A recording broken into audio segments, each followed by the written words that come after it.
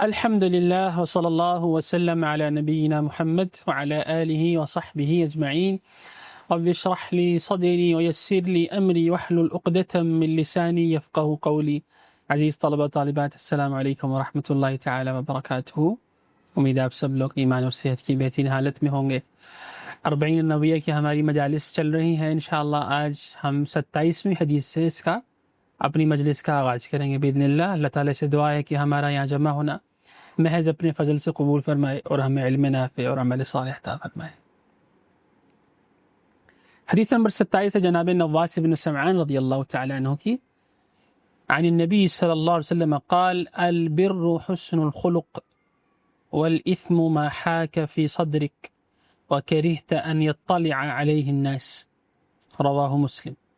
وعن وابصة ابن معبد رضي الله عنه أنه قال أتيت رسول الله صلى الله عليه وسلم فقال جئت تسأل عن البر؟ قلت نعم. فقال استفت قلبك البر ما اطمأننت إليه النفس البر ما اطمأنت إليه النفس واطمأن إليه القلب والإثم ما حاك في النفس وتردد في الصدر وإن أفتاك الناس وأفتوك. حديث حسن رويناه في مسندي الإمامين أحمد ابن حنبل والدارمي بإسناد حسن. جناب نواس بن سمعان رضی اللہ تعالی عنہ سے روایت ہے کہ نبی کریم صلی اللہ علیہ وسلم نے ارشاد فرمایا نیکی اچھے اخلاق کا نام ہے اور گناہ وہ ہے جو تمہارے دل میں کھٹکے اور تمہیں ناگوار گزرے کہ لوگ اس سے باخبر ہوں. اور یہ حدیث ہے صحیح مسلم کے اندر. اور اسی کے ساتھ ہی اسی مضمون کی ایک اور حدیث امام نووی رحمہ اللہ نے یہاں پر ذکر کی ہے 27ویں حدیث کے ہی اندر. ان وابصہ ابن معبد رضی اللہ تعالیٰ عنہ سے کہ وہ بیان کرتے ہیں کہ میں رسول اللہ صلی اللہ علیہ وسلم کی خدمت میں حاضر ہوا تو آپ صلی اللہ علیہ وسلم نے ارشاد فرمایا تم نیکی کے بارے میں پوچھنے آئے ہو؟ تو میں نے کہا جی یا رسول اللہ. تو آپ صلی اللہ علیہ وسلم نے ارشاد فرمایا تم اپنے دل سے پوچھو. نیکی وہ ہے جس پر نفس اور دل مطمئن ہو اور گناہ وہ ہے جو نفس میں کھٹکے اور دل میں تردد پیدا ہو. خواہ لوگ تجھ سے اس کے جواز کا فتویٰ بیان کریں. اور یہ حدیث امام احمد رحمہ اللہ نے اپنی مسند میں، امام دارمی رحمہ اللہ نے بھی اپنی سنن میں ذکر کیا ہے. امام نووی رحمہ اللہ کہتے ہیں کہ یہ حدیث حسن ہے اگرچہ کہ اس حدیث کی صحت میں کلام ہے. بعض نے اس کو ضعیف بھی کہا ہے اس کی سند میں انقطاع کی وجہ سے. لیکن جو پہلی حدیث ہے یقیناً نواس بن سمعان کی وہ تو حدیث صحیح ہے، صحیح مسلم کی حدیث ہے. اس حدیث میں بھی ہمارے لیے بہت اہم فائدے ہیں. اس کا جو بنیادی موضوع ہے وہ وہی ہے کہ نیکی اور بدی کی پہچان انسان کیسے کر سکتا ہے، اچھائی اور برائی کی. اور اس کے ساتھ ساتھ اس کے اندر حسن اخلاق کی بھی اہمیت کا بیان ہے. اس حدیث کے جو راوی ہیں وہ ہیں نواس بن سمعان رضی اللہ تعالی عنہ جو کہ بہت مشہور اللہ کے نبی صلی اللہ علیہ وسلم کے صحابی ہیں. آپ بنو عامر سے تعلق رکھتے تھے اور قبیلہ انصار سے آپ کا تعلق تھا. اور اس کے ساتھ ساتھ آپ نے بعد از وقت شام کے اندر بھی سکونت اختیار کی. شام کے اندر یہ رہے اور یہی وجہ ہے کہ ان کو شامی صحابی بھی کہا جاتا ہے کیونکہ اپنی زندگی کا ایک بیشتر حصہ انہوں نے مملکت شام میں گزارا. اور ان کے والد سمعان ابن خالد یہ دونوں ہی صحابی ہیں. اللہ کے نبی صلی اللہ علیہ وسلم کے سامنے انہوں نے ایمان لے کر آئے یہ لوگ اور اسلام قبول کیا. اور آپ صلی اللہ علیہ وسلم سے انہوں نے تقریباً 17 احادیث روایت کی ہیں اور شام کے اندر ہی ان کی وفات ہوئی تقریباً 50 ہجری کے اندر. اللہ تعالیٰ ان سے راضی ہوں. جہاں تک دوسرے صحابی ہیں جناب وابصہ ابن معبد جوہنی رضی اللہ تعالیٰ عنہ، قبیلہ جوہینہ سے ان کا تعلق تھا، انصار. اور ان کی جو کنیت ہے وہ ابو قرصافہ ہے. اور یہ 9 ہجری میں آپ صلی اللہ علیہ وسلم کے پاس تشریف لے کر آئے ایک وفد کے اندر اور آپ نے اسلام قبول کیا. اور اس کے بعد پھر یہ اپنی قوم میں واپس چلے گئے. اور اس کے بعد نبی کریم صلی اللہ علیہ وسلم کی وفات کے بعد انہوں نے کوفہ کے اندر بھی سکونت اختیار کی. اور بہت ہی رقیق القلب تھے، دل کے بہت کمزور، بہت جلدی ان کو رونا آ جایا کرتا تھا. اللہ تعالیٰ نے ان کو رقت عطا فرمائی تھی. 90 ہجری میں یہ ان کی وفات ہوئی ہے. اللہ تعالیٰ ان پر رحمت فرمائے اور ان کے درجات بلند فرمائے اور ان سے راضی ہوں۔ تقریباً 5 سے 10 کے قریب ان کی حدیث ہیں آپ صلی اللہ علیہ وسلم سے۔ تو یہ حدیث ہے ہمارے پاس نیکی اور بدی کی پہچان میں جناب نواس بن سمعان رضی اللہ تعالیٰ عنہ میں، اس میں بھی اللہ کے نبی صلی اللہ علیہ وسلم نے ہمیں یہ بتایا کہ ہم نیکی اور بھلائی کی اور گناہ کی اور اچھائی کے درمیان کیسے فرق کر سکتے ہیں اور اس کی علامت کیا ہے۔ پہلی حدیث میں جیسے کہ بیان کیا گیا کہ نیکی یہ ہے کہ جو نیکی اچھے اخلاق کا نام ہے، اور اچھے اخلاق کیا ہیں، اس حوالے سے ہمارے ذہنوں میں یہ ہوتا ہے کہ لوگوں سے اچھا طریقے سے ملنا، اچھی طریقے سے بات چیت کرنا، احکام معاملات میں عدل سے کام لینا، صدقہ خیرات کرنا وغیرہ، یہ حسن خلق ہے۔ لیکن اگر ہم دیکھیں تو حسن خلق کی ایک یہ ڈیفینیشن بھی ہے کہ جو چیز کتاب و سنت کے اندر اچھے عادات اور اطوار بیان کیے گئے ہیں اور اہل ایمان کی صفات بیان کی گئی ہیں اور خصوصیات، تو جب وہ ایک مومن اپنی زندگی میں اختیار کرتا ہے تو اس کو کہا جاتا ہے کہ یہ شخص حسن اخلاق کا حامل ہے۔ طيب، یعنی وہ عادات اور اطوار اور خصوصیات جو کتاب و سنت میں اہل ایمان کے لیے ذکر کی گئی ہیں، اس کو دراصل حسن اخلاق کہا جاتا ہے، اور وہی چیز نیکی ہے، یعنی جس کو کتاب و سنت نے نیکی کہا ہو۔ اور اس کے ساتھ ساتھ اس میں یہ بھی بیان کیا گیا وَالْإِثْمُ مَا حَاكَ فِي صَدْرِكَ، اور گناہ وہ ہے جو تمہارے دل میں کھٹکے اور تمہیں ناگوار گزرے کہ لوگ اس سے باخبر ہوں۔ اور یہاں جو ورڈ اثم یوز ہوا ہے بیسیکلی یہ چھوٹے بڑے دونوں گناہوں کے لیے استعمال ہوتا ہے شریعت کے اندر۔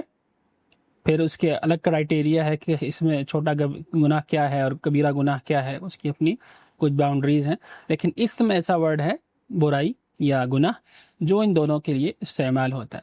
اور اس کے حوالے سے اللہ کے نبی صلی اللہ علیہ وسلم نے ارشاد فرمایا کہ جس کام کو کرتے ہوئے تمہارا دل کھٹکے، تمہیں ناگوار گزرے کہ لوگ اس سے مطلع ہوں، تو یہ ایسی چیز دراصل برائی ہوتی ہے عام طور پر۔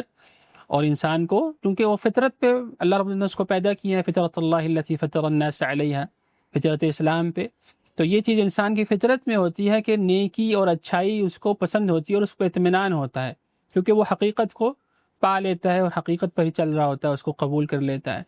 جبکہ جو چیز شیطان کی طرف سے ہوتی ہے یا جو فطرت کے خلاف ہوتی ہے، اس پہ انسان کا جو دل ہے وہ بھی مطمئن نہیں ہوتا، اور اس کے دل کے اندر شک اور تردد پیدا ہوتا ہے اس کو کرتے ہوئے بھی، اور اگر وہ کرنا بھی چاہے تو اس کو اس چیز کا احساس ہوتا ہے یا اس کی کوشش ہوتی ہے کہ لوگ اس سے مطلع نہ ہو جائیں، تو یہ اس سے پتہ چل جاتا ہے کہ وہ چیز بری چیز ہے۔ تو یہ چیز ہمیں اپنے ذہن میں رکھنی چاہیے۔ یہی بات ہمیں ملتی ہے اللہ رب العزت نے اس حوالے سے قرآن کریم میں بھی ارشاد فرمایا سورہ فاطر میں، أَفَمَنْ زُيِّنَ لَهُ سُوءُ عَمَلِهِ فَرَآهُ حَسَنًا فَإِنَّ اللَّهَ يُضِلُّ مَن يَشَاءُ وَيَهْدِي مَن يَشَاءُ، تو کیا وہ شخص جس کے لیے اس کا برا عمل مزین کر دیا گیا، خوشنما کر دیا گیا، تو اس نے اسے اچھا سمجھا، اس شخص کی طرح ہے جو ایسا نہیں کرتا؟ پس جو بے شک اللہ گمراہ کرتا ہے جسے چاہتا ہے اور ہدایت دیتا ہے جسے چاہتا ہے۔ یہاں پر یہی بات کی جا رہی ہے کہ انسان کسی برے عمل کو اپنے لیے اچھا سمجھ کے اس کو کر لیتا ہے۔ اور اسی طرح اللہ تعالیٰ ارشاد فرماتے ہیں سورہ کہف میں، قُلْ هَلْ نُنَبِّئُكُمْ بِالْأَخْسَرِينَ أَعْمَالًا الَّذِينَ ضَلَّ سَعْيُهُمْ فِي الْحَيَاةِ الدُّنْيَا وَهُمْ يَحْسَبُونَ أَنَّهُمْ يُحْسِنُونَ صُنْعًا، آپ کہہ دیجئے کہ کیا ہم تمہیں وہ لوگ بتائیں جو اعمال میں سب سے زیادہ خسارے والے ہیں، وہ لوگ جن کی کوشش دنیا کی زندگی میں ضائع ہو گئی اس کے پیچھے لگ کے، اور وہ سمجھتے ہیں کہ بے شک وہ بہت اچھا کام کر رہے ہیں۔ اللہ تعالیٰ اس سے محفوظ فرمائے۔ اس حدیث کے اندر ایک اور علامت بھی ہے کہ جس کام کو انسان انجام دیتے ہوئے ناپسند کرے کہ لوگ اس سے برے کام سے باخبر ہوں اور لوگ اس کام کو برا جانیں، تو وہ کیا ہے؟ وہ گناہ کا کام ہوتا ہے۔ اور تقویٰ کا یہی تقاضا ہے کہ انسان ایسے ہر کام سے اپنے آپ کو بچائے جو شریعت میں ممنوع ہے، اور اس کے ساتھ ساتھ جس کام میں شک ہے اس سے بھی اپنے آپ کو بچا، جیسے کہ ہم نے پہلے بھی حدیث پڑھی تھی، دع ما یریبک الی ما لا یریبک، اس چیز سے بچو جو تمہیں شک میں مبتلا کرے، اور اس چیز کو اختیار کرو جس میں تمہیں شک نہ ہو۔ تو انسان کے تقوی کا یہ لازمی پہلو موجود ہے، اس کے اندر ہونا چاہیے کہ وہ شک میں ڈالنے والی چیزوں سے اپنے آپ کو بچائے۔ یہی اس کے دین کے لیے، اس کے ایمان کے لیے اور تقوی کے لیے سلامتی کا باعث بن سکتا ہے۔ اللہ تعالیٰ ہمیں اس چیز کی توفیق عطا فرمائے۔ یہاں پر ایک اور بات بھی آپ لوگ ذہن میں رکھیے کہ کسی چیز کے جائز اور مشروع ہونے کا جو دار و مدار ہے وہ شریعت ہے۔ یعنی بہت سارے ایسے اعمال ہوتے ہیں جو معاشرے کے اندر اچھے نہیں سمجھے جاتے، لیکن وہ شریعت کے اندر اس میں کوئی برائی نہیں ہوتی، وہ جائز ہوتا ہے۔ تو لوگوں کے پسند ناپسند کرنے سے کوئی چیز اچھی یا بری نہیں ہوتی، اس کا معیار دراصل شریعت ہے، کتاب و سنت ہے، اللہ رب العزت کا حکم ہے، اللہ کے نبی صلی اللہ علیہ وسلم کا حکم ہے۔ تو جو چیز کتاب و سنت میں جائز ہے، مباح ہے، اس کو کرنے میں کوئی حرج نہیں ہے، اور جو چیز اس کے اندر ناپسندیدہ ہے، ناجائز ہے، چاہے لوگ اس کو اچھا سمجھیں تو اس چیز کو انسان کو چھوڑ دینا چاہیے، اس سے اپنے آپ کو بچانا چاہیے۔ اگلی حدیث دیکھیے، ہمارے پاس ہے حدیث نمبر 28 جناب ابی نجیح العرباض ابن ساریہ رضی اللہ تعالی عنہ کی، اور یہ بھی بہت عظیم حدیث ہے، خاص طور پر فتنوں کے زمانے میں اس چیز کو ہمیں بہت سمجھنا چاہیے، اس حدیث پر عمل کرنا چاہیے اور اس کو ڈیپلی اسٹڈی کرنا چاہیے۔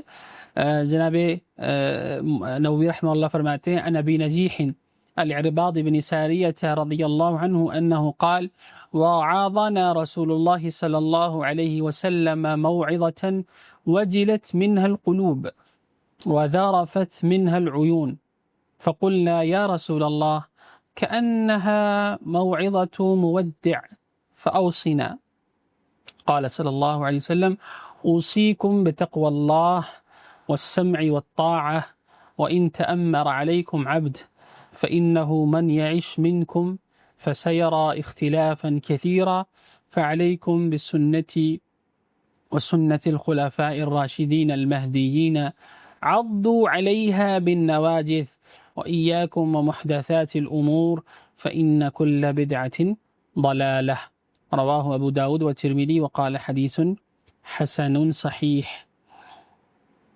جناب ابو نجیح العرباض بن ساریہ رضی اللہ تعالیٰ عنہ فرماتے ہیں کہ ایک روز رسول اللہ صلی اللہ علیہ وسلم نے ہمیں ایک بلیغ انداز میں واعظ و نصیحت فرمائی، ایک عظیم ہمیں خطبہ دیا آپ نے جس سے دل ڈر گئے، ذرفت منہل وجلت منہل قلوب، جس سے دل ہمارے ڈر گئے اور ہماری آنکھیں بہنے لگ گئیں، یعنی ہمیں بہت زیادہ رونا آ گیا، وذرفت منہ العیون۔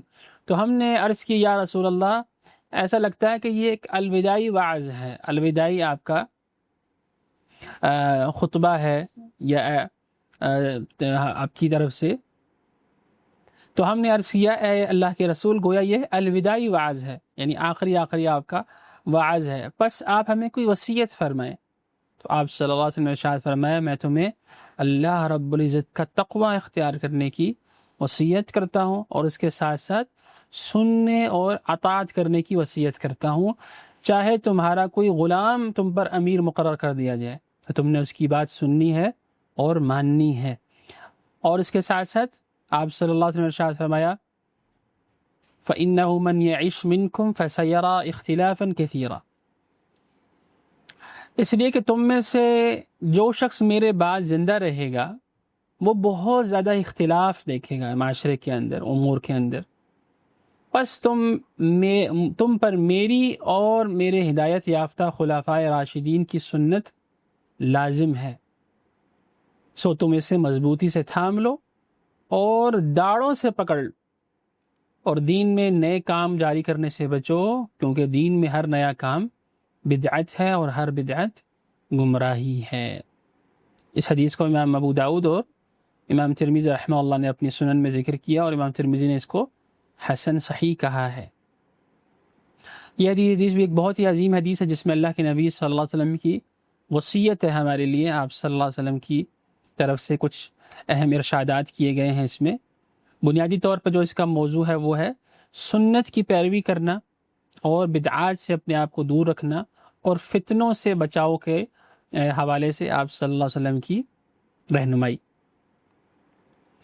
اس حدیث میں بیسیکلی اللہ کے نبی صلی اللہ علیہ وسلم نے تقوی اختیار کرنے کا حکم دیا ہے، اور اس کے ساتھ ساتھ بلا تفریق رنگ و نسل ہر مسلمان حکمران کی بات کو سننا اور اس کو ماننے کا حکم دیا گیا، اور اس کے ساتھ ساتھ اللہ کے نبی صلی اللہ علیہ وسلم نے اپنی سنت اور اپنے خلفائے راشدین جو آپ کے بعد بنے 4 ابو بکر، عمر، عثمان، علی، ان کی بھی سنت کو، ان کے طریقے کو مضبوطی سے تھامنے کا حکم دیا ہے، اور بدعت سے بچنے کا حکم دیا کہ دین کے اندر نئی نئی بدعات کرنے سے اپنے آپ کو بچاؤ اور اس سے محفوظ رہو، کیونکہ ہر بدعت گمراہی ہے اور گمراہی جہنم میں لے جاتی ہے۔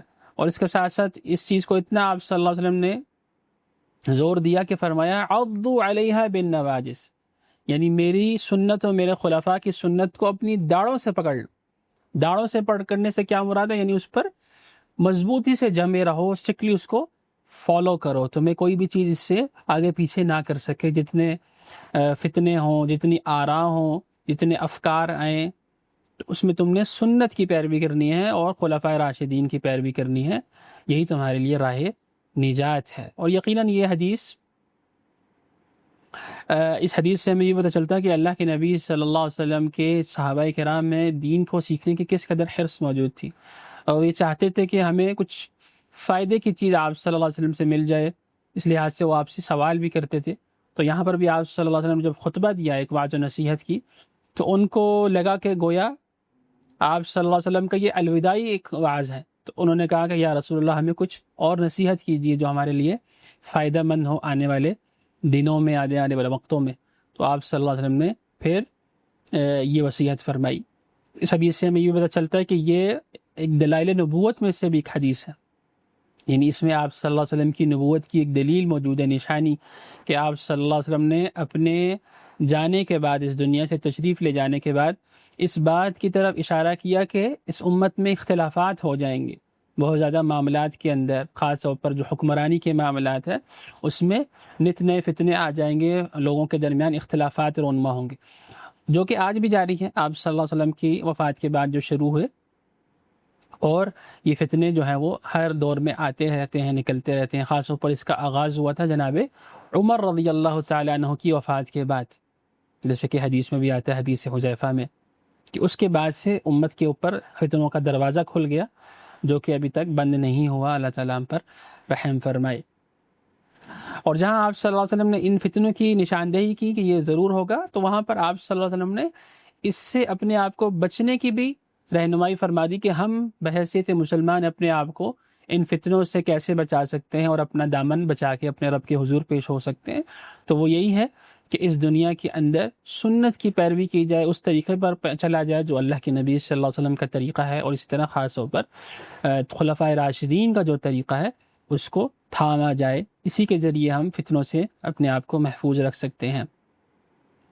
اور یقیناً یہ جو اختلاف ہے مختلف طریقوں سے ہو سکتا ہے، فکری اختلاف بھی ہو سکتا ہے، عقیدے کے اندر بھی اختلاف ہے، سیاسی اختلاف بھی ہے، یقیناً یہ سب چیزوں کی طرف اشارہ کیا گیا ہے اس کے اندر۔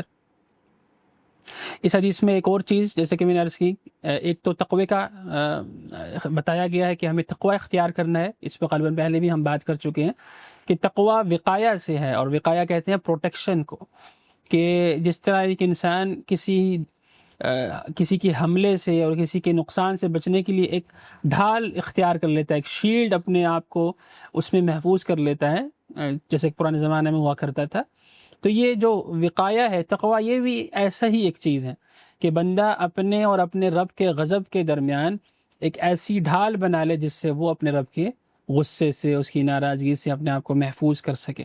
تو وہ ڈھال کیا ہے؟